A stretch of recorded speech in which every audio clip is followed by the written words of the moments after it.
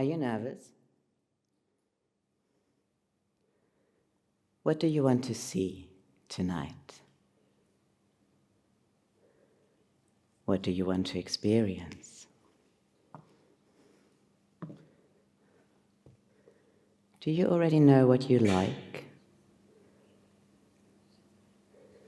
And are you ready to find out what you really like? Don't worry. You can tell me everything. I've been paid to listen. I worked as an escort in my apartment.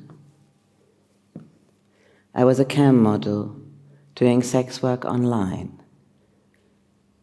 I used to be a submissive in an SM studio, and I was a stripper in a bar. My name is River,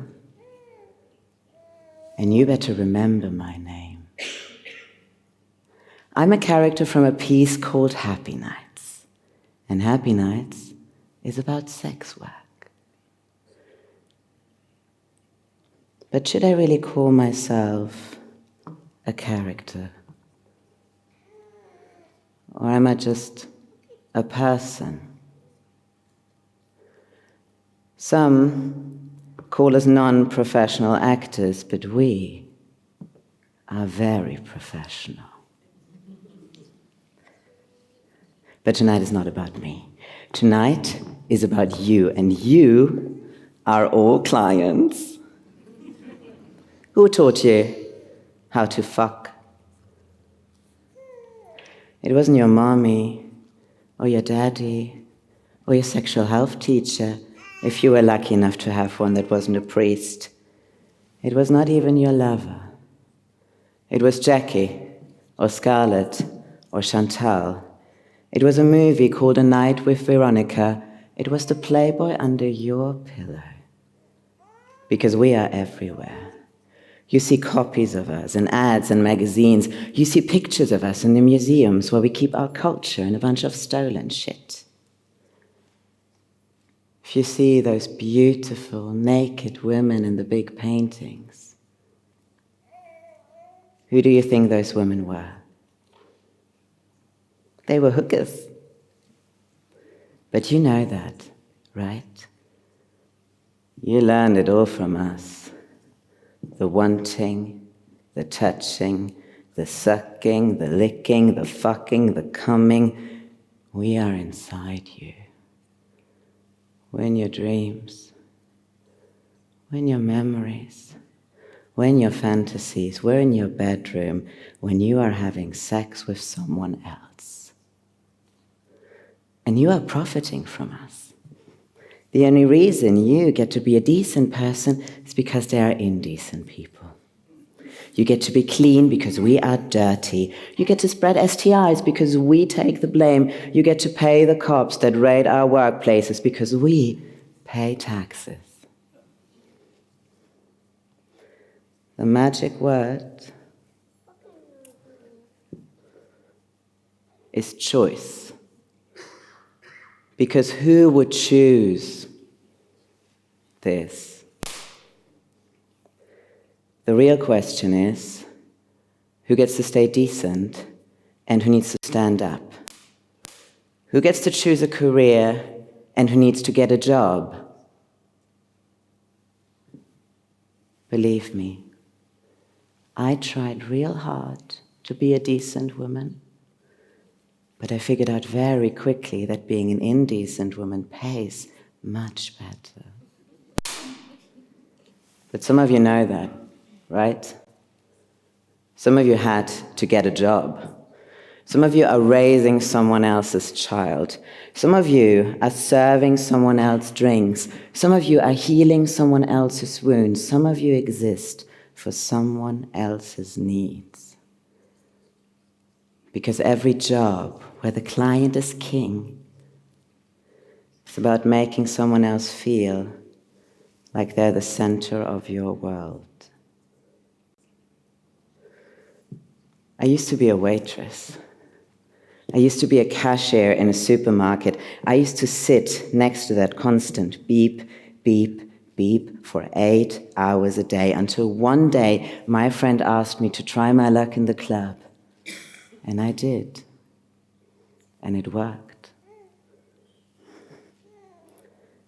The place I used to work in was really small. It wasn't a theater with 741 seats. And the people were not as quiet and attentive as you are right now. But it's not what it seems to be, right? That the hookers belong in the bars and the dancers belong in the theater because we have always been right here on these big stages. Who do you think the women dancing on the big stages were? They were hookers. Decent women were not allowed to perform on stage, so it was people like me who took the big risk of being on stage. Because being on stage is like being ready to fall from a cliff. I used to spend my nights asking men, "What brings you here tonight?" while trying to sell my services, so they would take me to the back room where I made my actual money. But now I am fully dedicated to art. You heard me. A-R-T. But for how long can we make A-R-T? Because A-R-T does not always pay the bills, you know? And for whom are we making art? Who can walk into this palace without feeling out of place? Who can afford to pay the ticket for a show that cost more than several meals? You can, right? You can afford that. And the next question is, who has the right to be on stage?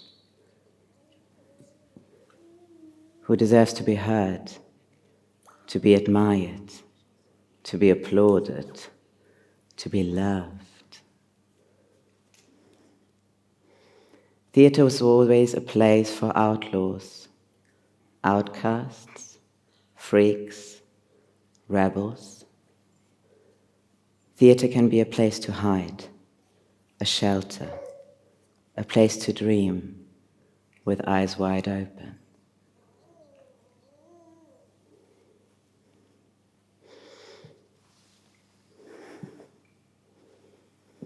But can you tell me, are you going to change your mind after watching a theater piece?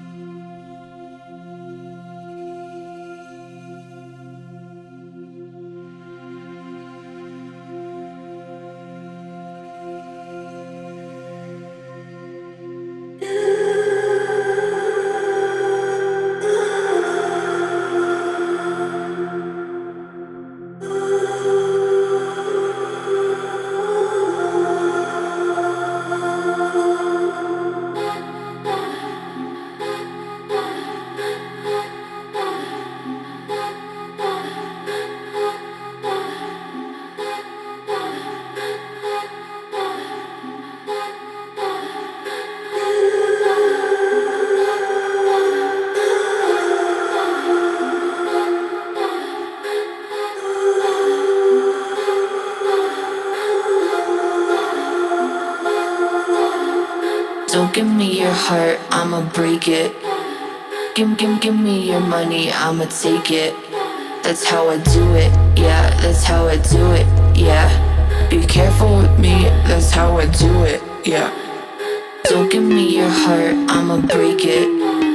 Give me your money, I'ma take it. That's how I do it, yeah, that's how I do it, yeah. Be careful with me, that's how I do it, yeah.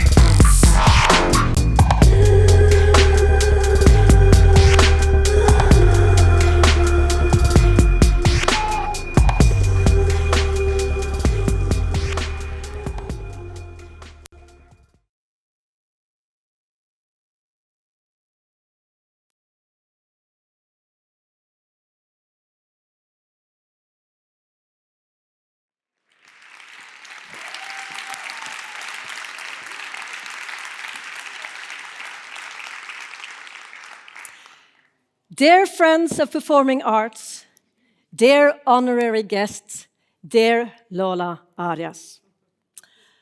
I'm thrilled to welcome you to Oslo, to the National Theatre of Norway, and to the celebration of the International Ibsen Award 2024. The International Ibsen Award was initiated and founded by the Norwegian government in 2008. Artists like Peter Brook and Arjan Mushkin are among the winners. And in just a few years, this award has risen to be and become one of the world's most prestigious theatre awards.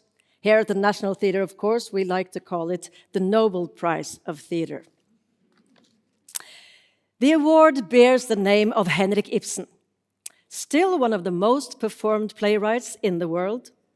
And with this award, here in Ibsen's Theatre, we take on the task to honor the greatest theatre artists of today, artists that, like Ibsen, challenge and develop the performing arts. We have just seen the wonderful performance of the artist Roux perform monologue from Happy Nights, a piece by Lola Arias. This production was one example of how Lola Arias has developed and challenged the genre of theatre by utilizing people's lived experience to tell their stories. A big part of Lola's work is the music. For the latest production, The Days Out There and Arias, she has collaborated with the musicians Ines Copertino and Mailen Pankonin. We are lucky enough to have them with us today, and they will play 2 songs for us.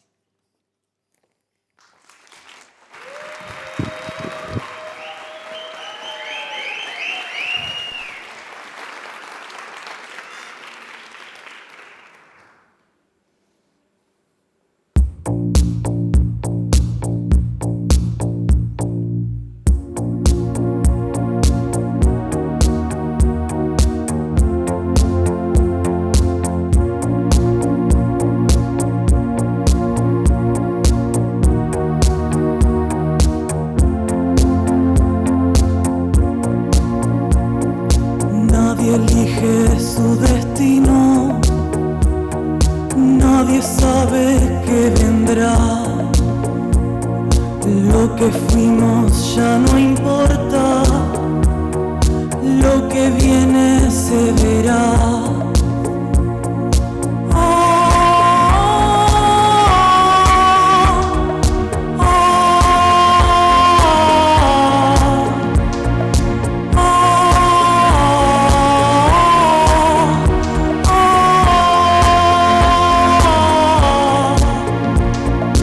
Nadie elige su destino, nadie sabe qué vendrá. Lo que fuimos ya no importa, lo que viene se verá.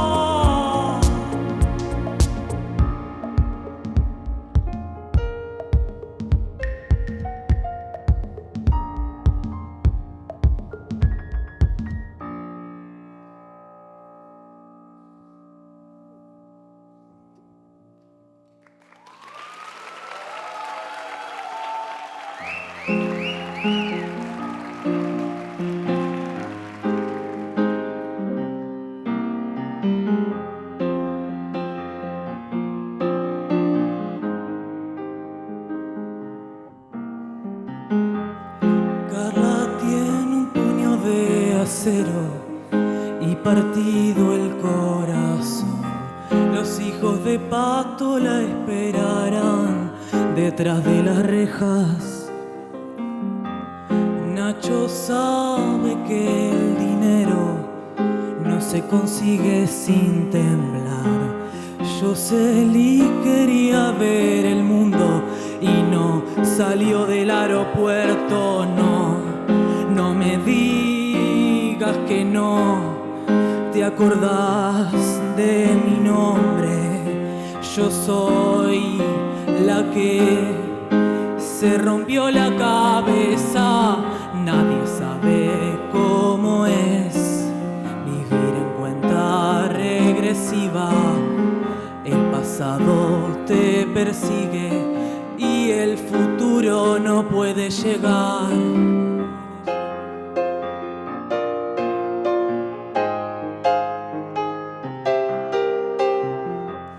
Laura entró por manejar burdeles y adentro tuvo que pagar. Cintia fue estafadora y vendió casas ajenas. Paula tiene un bolsillo secreto que está a punto de explotar. Noelia y Juli quisieran vivir más cerca del mar. No me digas que no te acordás de mi nombre. Yo soy la que se rompió la cabeza. Nadie sabe cómo es vivir en cuenta regresiva. El pasado te persigue y el futuro no puede llegar.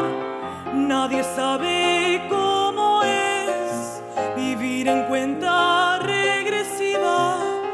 El pasado te persigue y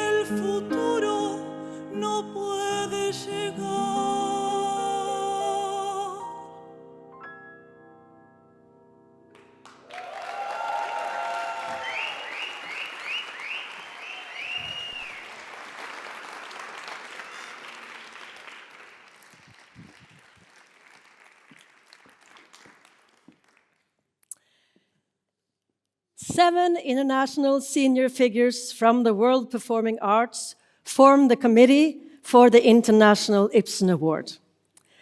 This year's committee consists of theater critic and dramaturg Roman Dolzhanskiy, academic curator and critic professor Maria Delgado, artistic director at the National Theatre of Norway, Kristian Seltun, director and curator at the Tampere Theatre and Tampere Theatre Festival, Hilkka-Liisa Iivanainen, creative director at the Manchester International Festival and the Factory, Ki Hong Lo, and last but not least, artistic director and chief executive of Bergen International Festival, Lars Petter Hagen.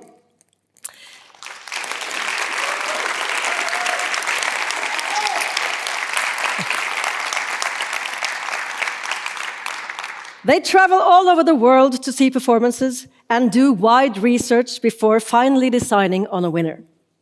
To present this year's committee statement, please welcome Chair of the Committee, Artistic Director of the Norwegian National Ballet, Ingrid Lorentzen.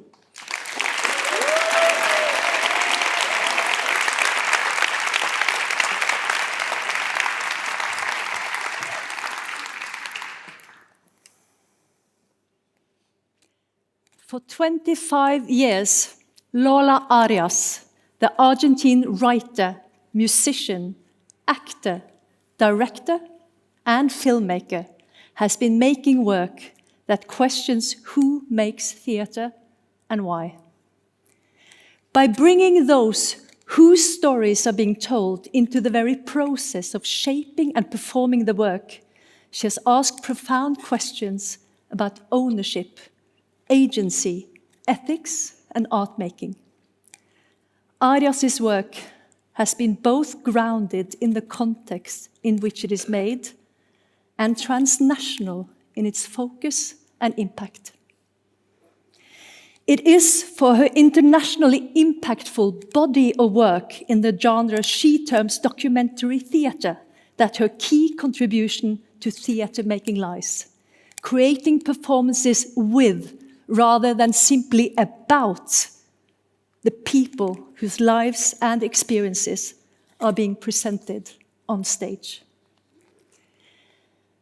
Lola Arias has never shied from handling difficult material.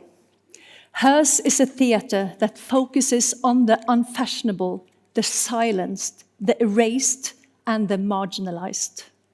The debris life generates, which might be thrown away, is here collected and investigated with respect and an acute sense of theatrical intelligence. Arias directs our attention to what needs to be told. In the art of making money, she placed the homeless who congregate outside of the Bremen's Stadttheater onto its stage to share their stories and tackle the problematic myths around homelessness.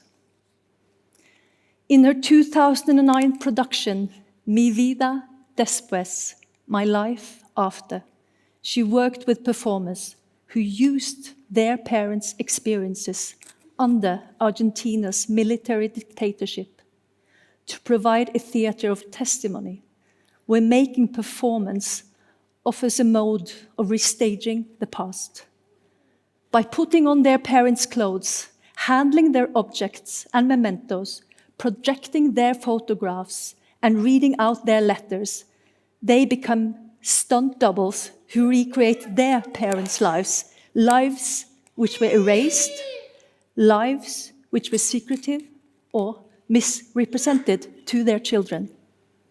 The children of both perpetrators and victims find a way to play together, to coexist, to move forward as a means of understanding the past, negotiating the present, and shaping the future.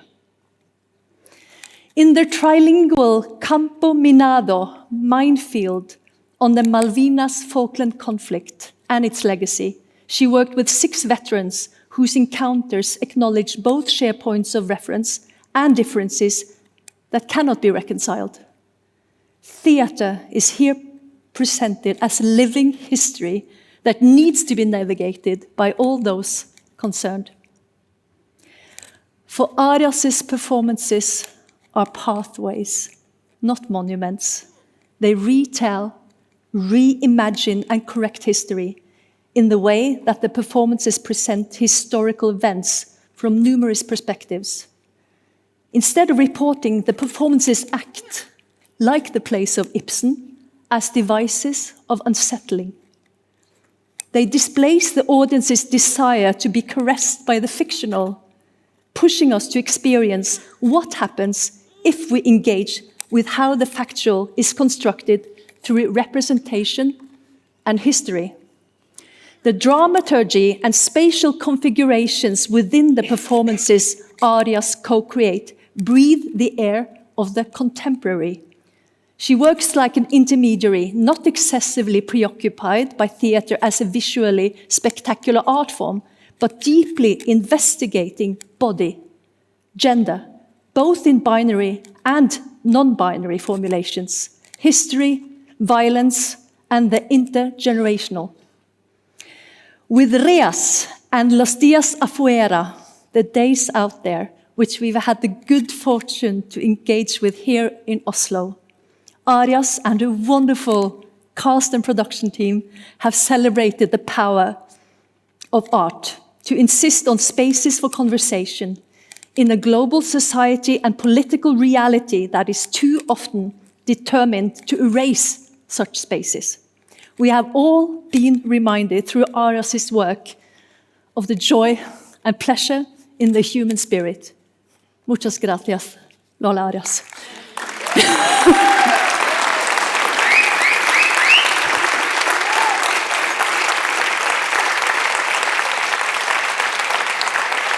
Arias makes theatre that is democratic, diverse, and rooted in the lived experience. Her theatre engages with contemporary society without any intellectual dominance or arrogance.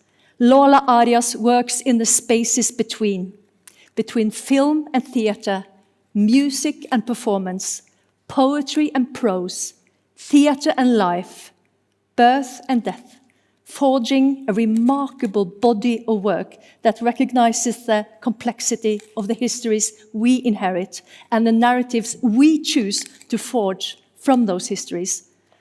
Lola Arias' works cuts through the noise and signals what curiosity and care means. La ganadora del Premio International Ibsen 2024 es Lola Arias.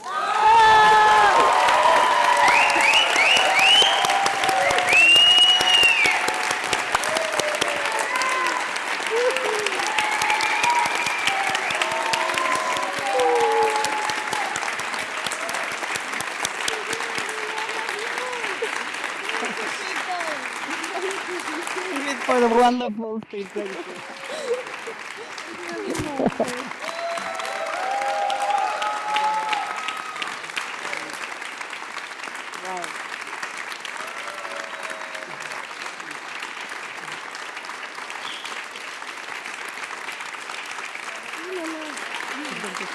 So I should speak now. Woo!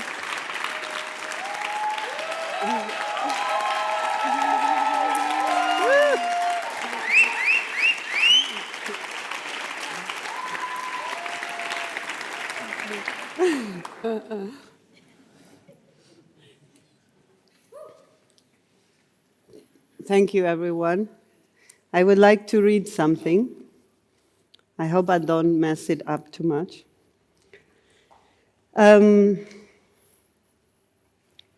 Well, first of all, I'm very happy to be here in Oslo receiving this award. Thank you to the jury for shining a light on a woman from Argentina in a time where Javier Milei's far-right government is bent on destroying education, public health, national industry, art, cinema, cultural institutions, and pushing thousands of people to live below the poverty line. I must say that this award comes to me while I was working in the most difficult project of my career, and it gave me strength and hope, and it made me reflect on why I spent so much time in my life in this unusual profession. I grew up in downtown Buenos Aires in an office building. In my neighborhood, there were no children, no trees to climb. We lived on the 5th floor of San Martin Street. My youngest sister, who is somewhere over there, Lucia, and me, we performed plays for an audience of 2 people, mother and father. And when I was 16, a friend with whom I had a music band asked me if I wanted to go to study theater. I went along just by chance, following her. She quit right away. I never stopped. My first play was La Escuálida Familia, and it premiered at the University of Buenos Aires Theater. Since the ceiling of the theater were leaking, it began to rain on stage and in the audience. The first review of my work said, "Something extraordinary happened at the Centro Cultural Rojas. It rained on stage." That first review taught me that theater is what happens here and now, and it cannot be impermeable to the outside world, to reality. Since then, my fictional theater has been infiltrated by reality. After several fiction plays, in 2009, I wrote and directed My Life After, Mi Vida Después, my first non-fiction work, with people of my generation reconstructing the Argentine military dictatorship of 1976 through their personal archives. Since then, I've written and directed many other pieces featuring war veterans, people raised in the GDR, young refugees who came to Germany as unaccompanied minors, elderly people and their caregivers, people fighting to have or not to have children, sex workers, people who had been in prison. And in each of these projects, I discovered that theater is, for me, a way to enter other people's lives, to reconstruct the past and reimagine the future, to find different ways of thinking about questions I don't have the answer. Theater became an invented space where former war enemies, people who supported or fought against the GDR, children of perpetrators or victims of the dictatorship, could confront their stories and coexist in dissent. Perhaps theater is this echo chamber where we can hear what is difficult to hear in the real world. I remember that in Atlas of Communism, Salomea, who had spied for the Stasi, and Jana, who has been in prison for composing songs, punk songs against the GDR, confronted each other until both of them took away their hearing devices. One of them had lost her hearing from listening to other people's conversations, and the other one from listening too much punk. After years of working with the life of others, I think the greatest challenge is still learning to listen, taking the time to receive the words I want to hear and the ones I don't want, letting an image that I would never have been able to imagine from my desk, letting all those voices speak through me, being the channel, the medium. Belarusian writer Svetlana Alexievich says she's an ear writer. I feel very close to that. Directing is also about watching and listening. And it sounds simple, but it takes a lot of work truly watching and allowing the people on stage to be seen, to open up before our eyes, like a book you read slowly. I don't have a method for that, except spending time together, because time is the currency of trust. Sometimes in the rehearsal room, I feel like I'm disappearing into some other people, because from watching and listening to them so much, I become them. All the memories they share with me, even the ones that didn't make it to the final script, are inside me. People say I have bad memory, and I forget everything. Maybe it's because I carry too many other people's memories.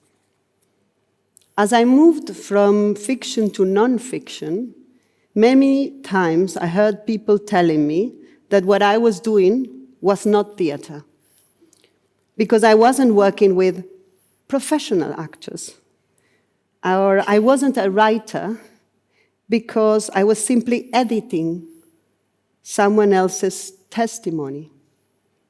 Perhaps I myself was the one who created the illusion that these works aren't literature, but pieces of life. But I'm sorry to disappoint you. Every word has been written and rewritten for ages. Every silence and gesture of the protagonist of each of these pieces has been rehearsed endlessly. It is said that theater is a living art, but I will also say that it's an art that dies.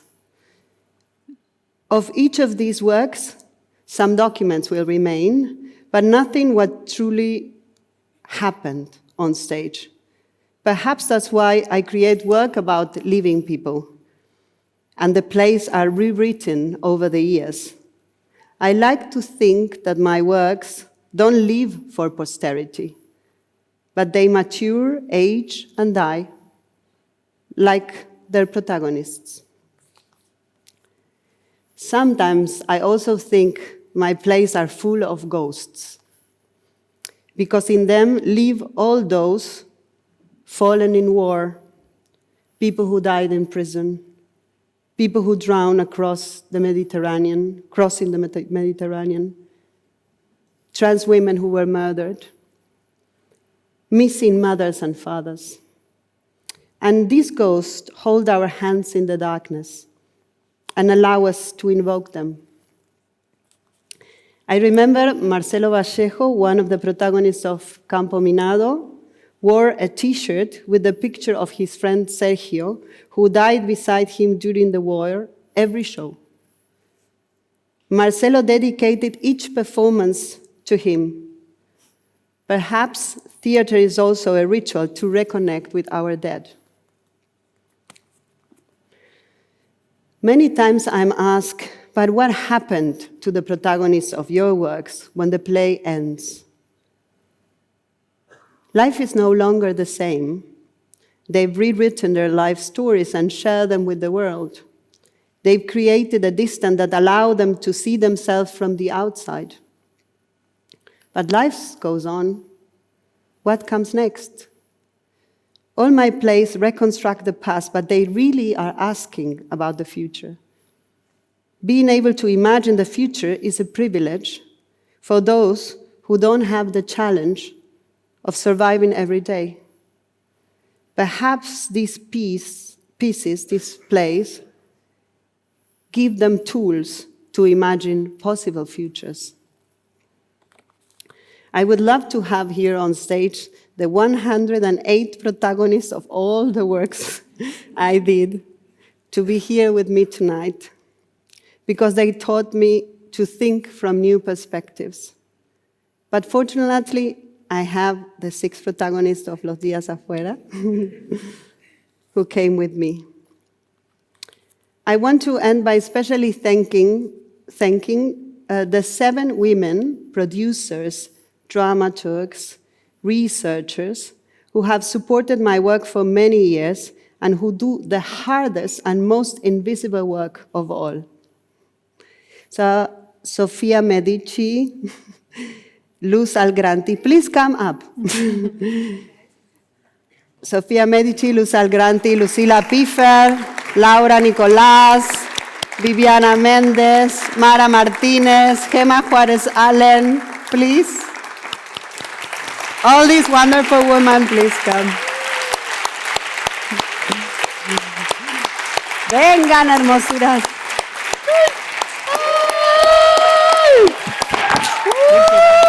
¡Qué lindas! ¡Qué bueno tenerlas todas! ¡Ay, qué hermoso! They help me to think, create, and make things possible. And they are always behind the camera, so nobody sees them. That's why I want you to see them first. Don't forget them. And I want to thank, of course, all the artists who have accompanied my work, set designers, musicians, video artists, lighting designers, and everyone who collaborated with me in each of my work. I want to invite the performers of the piece and my team also to come on stage. Come, dears.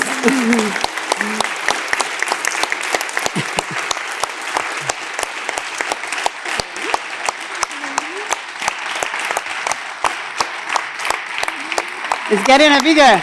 Come on, all of you. Irene, you also work with me. Come. Everybody who had been, we have to put ourselves in all the directions. Woo, woo, woo, woo. Come. Venga, now, see what's it.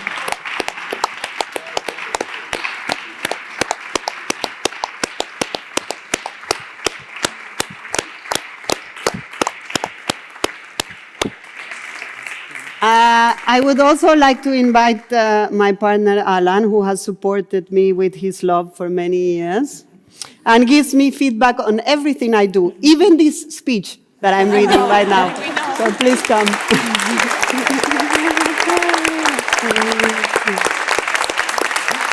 And our son, Remo. Remo, please.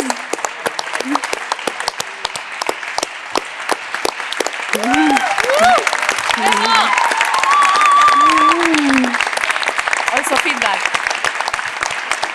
Yeah, Remo also taught me how to be a mother without ceasing to be an artist, which is a challenge every day. I would like to invite my sister Lucia. Where is she hiding? Shall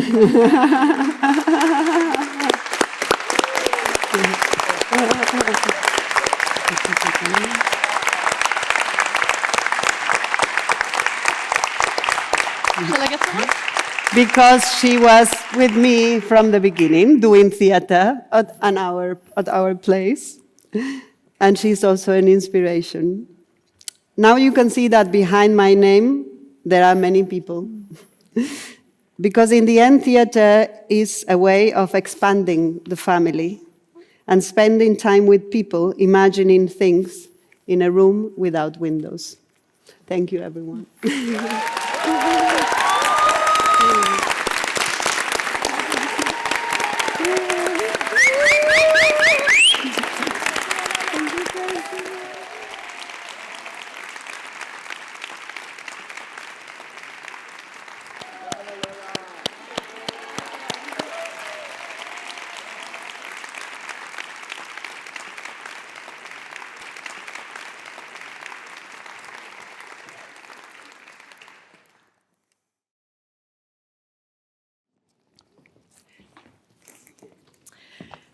Dear Lola, many of your friends and family and collaborators are in the room today to celebrate you, and so many all over the world are thrilled for you and you receiving this award.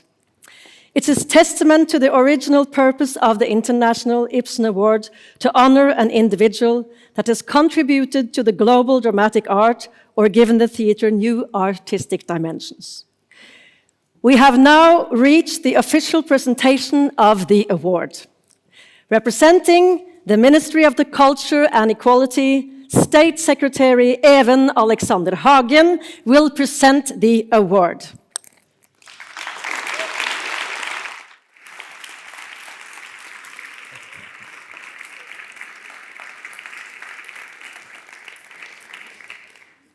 Dear Lola Arias, Thank you for those strong and important words, and thank you for that beautiful moment.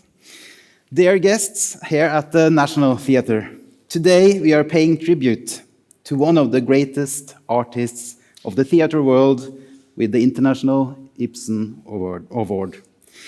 It is a great honor for me and the Norwegian Ministry of Culture and Equality to take place in that moment.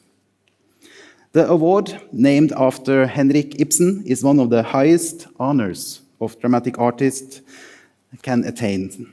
It is meant to recognize an individual, an institution, or organization that has introduced innovative artistic elements to the field of dramatic arts.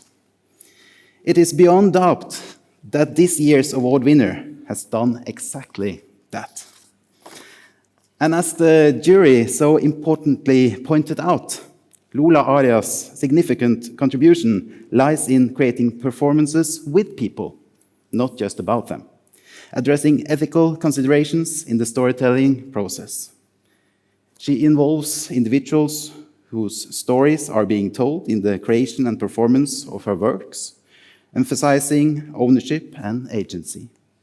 Arias tackles marginalized narratives, focusing on erased and silenced histories. Her approach is inclusive and grounded in lived experiences, bridging various forms of art to explore complex histories and narratives. Her productions often involve local performers and communities, adapting to different cultural contexts while retaining core stories. And the performances encourage collective witnessing and reflection, prompting audience to engage with social and political histories. And I must say, it is a special pleasure for me as a State Secretary in the Ministry of Culture and Equality to present the award this year.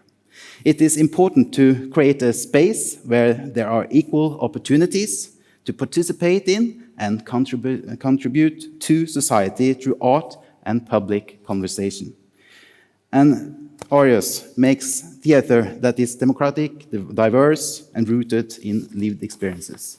And as Ingrid Lorentzen said, and as the core of the reasoning, she works like an intermediary, not excessively preoccupied by theater as a visually spectacular art form, but deeply investigating body, gender, both in binary and non-binary formulations, history, violence, and the intergenerational.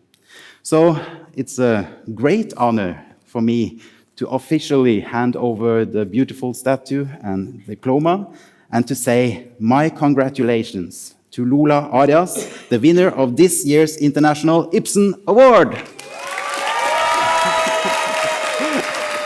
Congratulations.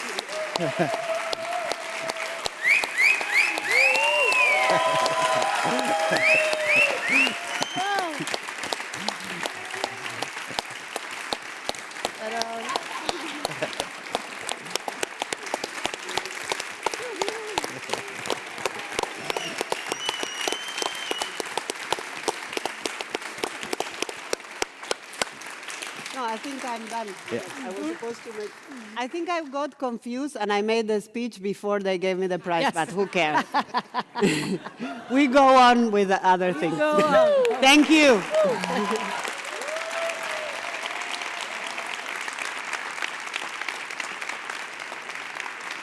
Thank you all for taking part in this lovely award ceremony. And right after this, we will continue the celebration in the audience foyer, best place in the restaurant over there, I mean in the top here. And I hope many of you will join us there. It's nice if you come, of course. And yes, it has been an honor to take you through this wonderful celebration and be your host today. Thank you very much.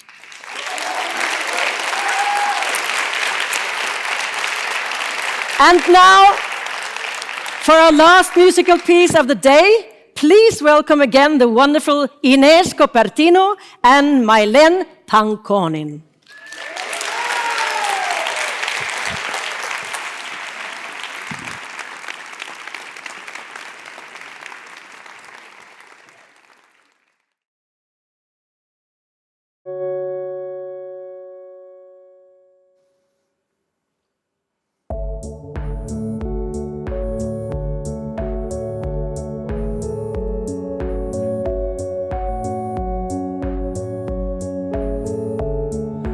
día yo voy a ver desde el cielo a mi propia ciudad.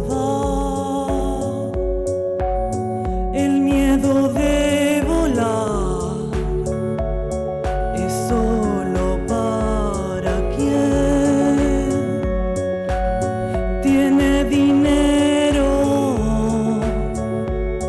algo para perder.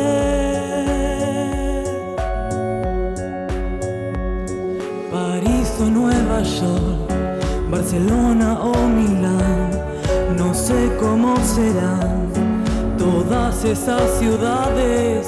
París o Nueva York, Barcelona o Milán, ¿a dónde voy a ir? No van a encontrarme.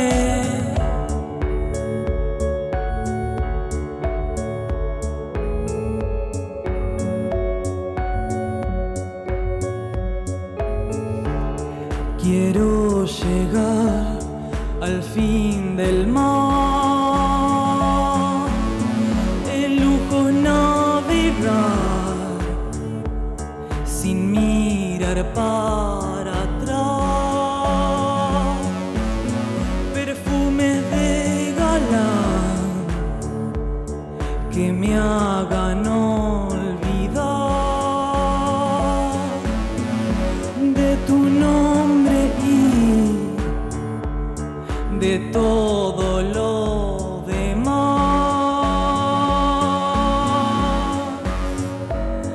París o Nueva York, Barcelona o Milán, no sé cómo serán todas esas ciudades. París o Nueva York, Barcelona o Milán, ¿a dónde voy a ir? No van a encontrarme.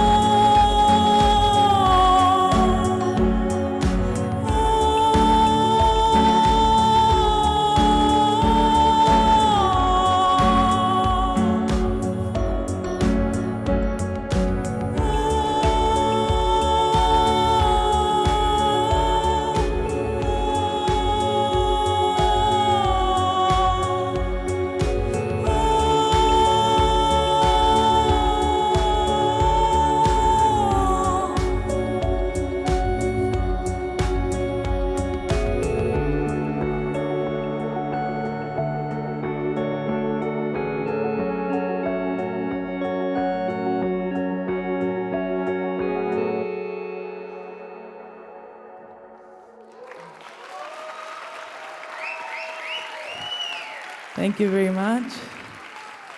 We would like to invite Lola Arias to sing the last song, composed by her, with her play, for her play, El amor es un francotirador.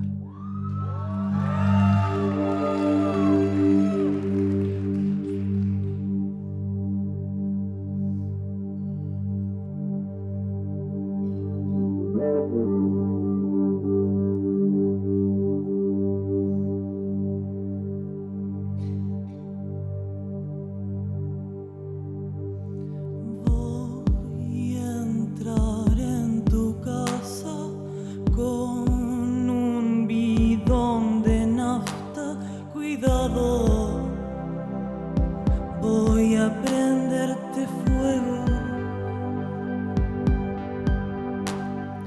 fumando un cigarrillo, con mi peinado nuevo estoy lista para hacer un incendio.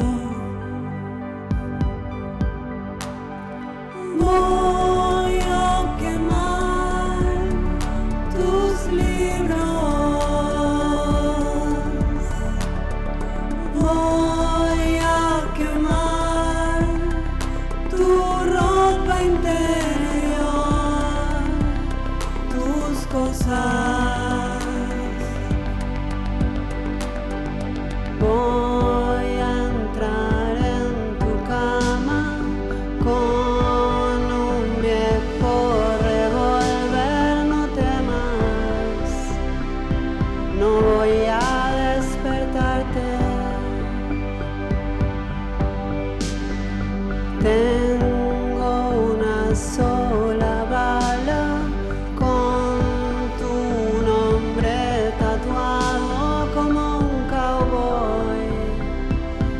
atravieso la noche.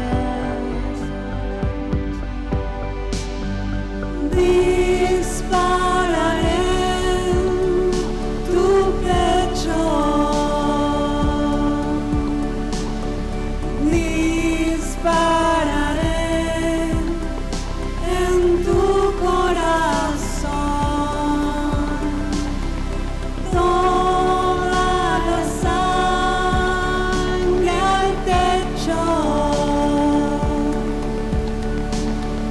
Toda la sangre sobre el colchón de flores.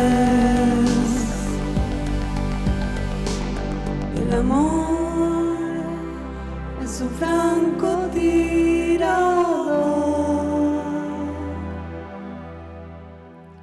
El amor es un francotirador.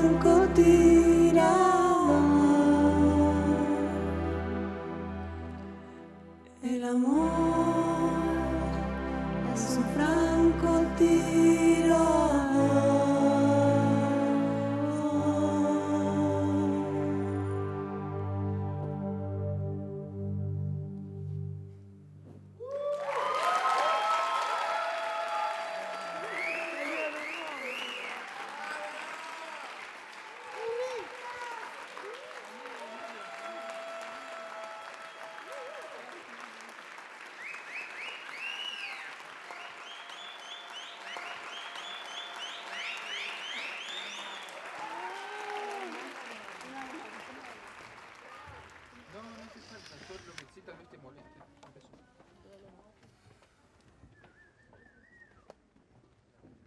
Cuando empecé a escribir teatro, escribía teatro de ficción con actores y luego de unos años lo real se fue infiltrando en la ficción y empecé a escribir a partir de historias de personas, a partir de investigaciones, a partir de un trabajo mucho más cercano a lo documental. Este proyecto sobre mujeres cis y personas trans en contexto de encierro es un proyecto de 5 años. Que empieza en el 2019 cuando yo entro por primera vez a la cárcel de Ezeiza a dar un taller de cine y teatro y empiezo a pensar en la idea de hacer una película. Mientras tanto el tiempo va pasando y las personas que yo conocí en ese taller salen de la cárcel. Por ejemplo, Jocelyn, la protagonista de la película, que la conozco adentro y luego está afuera.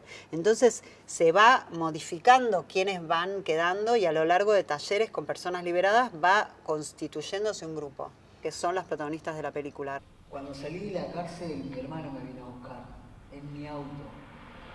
Y lo primero que hice fue pedirle la llave y ponerme a manejar. Extrañaba ir con la ventana abierta, el viento en la cara, el sol, el olor a nafta. Es también interesante pensar que el proyecto tiene dos partes. Uno que es la vida adentro del sistema penitenciario y que es la película Reas. Y la segunda parte que es la vida afuera, la vida de libertad.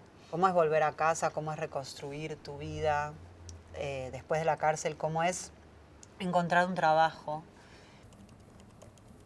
¿Y si me puede dar un cupo laboral trans? Ella no tuvo problema y Ella dice que sí. Sí, y le da el número a las asesoras, que me lo anote. Me voy y no me llamaron. Me llaman en el segundo, el día del Pará, orgullo. por eso. Entonces, ella dice que sí y le da el número a sus asesores. Sí. Yo me quedé esperando el llamado y nunca pasó. Mayo, junio, julio.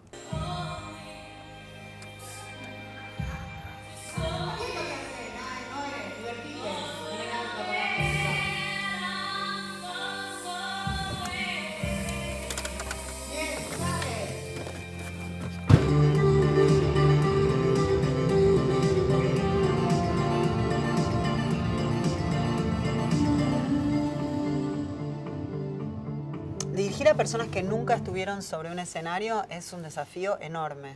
Es como explicarle a alguien un mundo del que no sabe nada y que tiene que empezar a entender en toda su complejidad, además de ir generando en esa persona una presencia, una capacidad de hablar y de contar, una conexión emocional consigo mismo, con la historia y con los demás. O sea, es un desafío enorme y un trabajo constante. Es muy importante este primer momento. Entonces necesito que vos, en principio, trabajes solamente con esto, relajamiento del cuerpo y una mirada a la gente de verdad. Al costado, mirar. No es una mirada fija en un punto, es una mirada móvil. Yo pienso que mucho de mi trabajo es como un trabajo de docente, de maestra, que enseño a actuar a las personas que nunca actuaron en su vida y a personas que a veces nunca ni siquiera fueron al teatro. Lo lindo del círculo es la conexión, más allá de quién está en el centro y quiénes están alrededor, es que todos están conectados con todos y todos se estimulan a otro y vos, me das el movimiento y yo lo tomo, ¿se entiende? Como algo de... Claro, y no es separado, no es tipo rondita, viene uno y es como la estrella y después se va. Es todos construimos el movimiento de todos.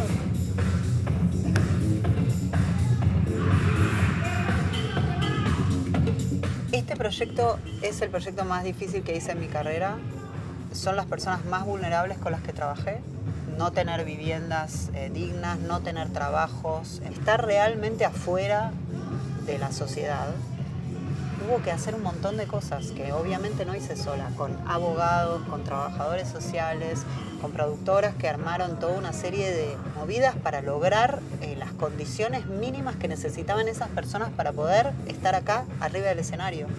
Fue como un proceso de reinserción social acelerada para lograr que estas personas estén ahora, sean contratadas por el teatro público, tengan su contrato, su cuenta de banco, paguen impuestos, estén acá todos los días preparadas para actuar y para irse a una gira de un año donde van a conocer el mundo entero. Ese salto abismal de estar afuera de la sociedad a estar viajando por el mundo con una obra, hay que acompañarlo.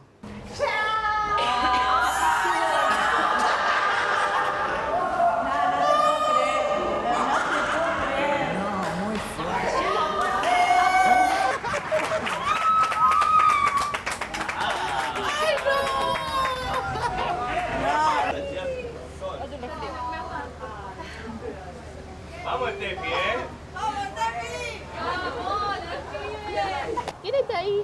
¿Es eso vos, papi? ¿Esta vos? ¡Estoy fumando! ¡Dale soluciones! ¡Soluciones!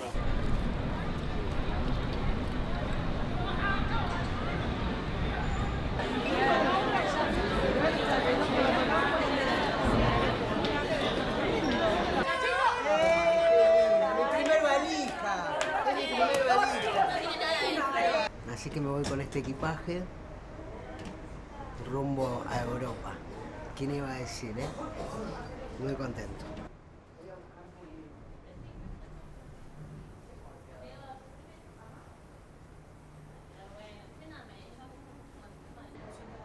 Las primeras 2 noches que dormí afuera, lloré toda la noche. Porque no estaba acostumbrada a dormir sola y sin interrupciones.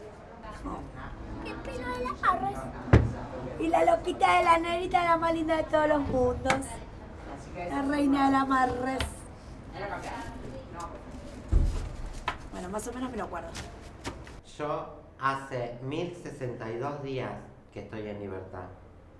Yo hace 1058 días que estoy en libertad. Yo estoy hace 1465 días. Miralos a todos. Yo estoy hace 1400. Yo la miro siempre, pero esa parte me emociona la verdad. Dale. Yo estoy hace 1465 días en ¿Lo libertad. puedo mirar? Dale, sí, es lindo, que haya como un momentito. Si alguien se queda en banco, alguien lo va a cubrir. la rescata, Y si algo pasa, se va a solucionar. Porque tienen ya las herramientas, ya las tienen. Se las ganaron en todo este tiempo de trabajo, de entrenamiento, de actuación. O sea, están súper bien. Usen como la adrenalina a favor y no en contra. Gracias, mi amor, te amo. Sí. El teatro, a diferencia del cine, es siempre presente, es aquí y ahora. Y en eso el teatro tiene algo que para mí es muy poderoso, que es que tiene fuerza política porque implica un encuentro, implica un encuentro de realidades. Las personas que van a venir a ver esta obra por ahí tienen una realidad muy distinta de las personas que están en el escenario. Y no solo la van a ver en una pantalla, la van a ver ahí, van a estar esas personas ahí, se van a confrontar con la presencia, con la respiración de esa otra persona, de esa otra historia. No van a poder escapar, no van a poder apagar la pantalla. Se pueden ir del teatro, claro, pero van a haber hecho algo. ¿Se entiende? Se van a haber ido del teatro y van a haber dejado a esas personas que están en el escenario solas. Entonces, me parece que eso es lo que tiene el teatro de diferente del cine y que para mí es como un arte, es el arte político por excelencia porque implica comunión, encuentro, confrontación en un mismo lugar y en un mismo tiempo. Nadie sabe cómo es vivir en cuenta regresiva. El pasado te persigue y el futuro no puede llegar. ¡Vamos para acá! ¡Llenamos! ¡Para que soy chiquita yo! Una dosita ahí.